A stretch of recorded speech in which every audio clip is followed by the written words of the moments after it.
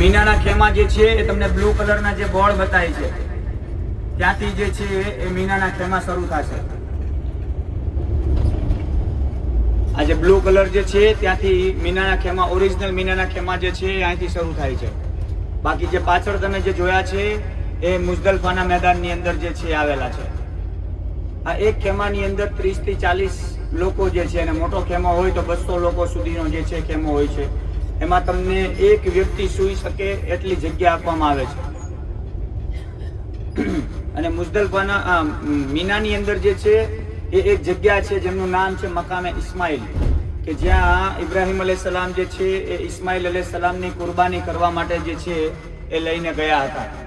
Exact તમારી ડાબી સાઈડમાં ઉપરના ભાગમાં એક પથ્થરનું સ્ટેન્ડ બનેલું છે.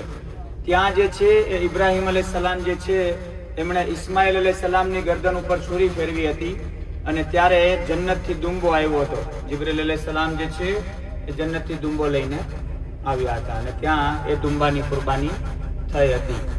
સામે ઉપરના ભાગમાં જે બતાય છે તમને એક સ્ટેન્ડ બનેલું છે પથ્થરનું. ઉપરના ભાગમાં જોશો એટલે તમને ખ્યાલ આવી જશે. ડાબી સાઈડમાં ઉપર એ મીનાની અંદર જે આવેલું છે, મેટ્રો સ્ટેશન થી બિલકુલ પાછળના ભાગમાં. આ જે છે એ મીનાનું મેદાન છે. અત્યારે જેટલા લોકો હજ 2026 માં આવવાના છે એમની તૈયારી શરૂ છે. આવતા મહિને દરેક હાજી જે છે એ મક્કા શહેરની અંદર આવી જશે.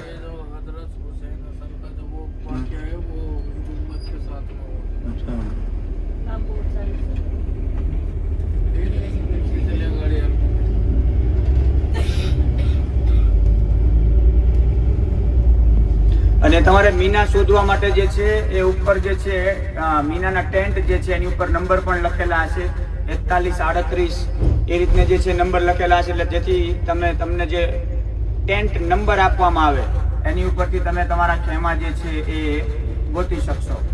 અને ઇન્ડિયન ગવર્મેન્ટ તરફથી અમુક એપ્લિકેશન પણ જે છે એ લોન્ચ કરવામાં આવેલી હશે, કે એ એપ્લિકેશન તમે ઘરે બેઠીને શીખી જાઓ, જેથી તમને જે છે તમારો ખેમો ગોતવામાં જે છે કોઈ તકલીફ ન પડે.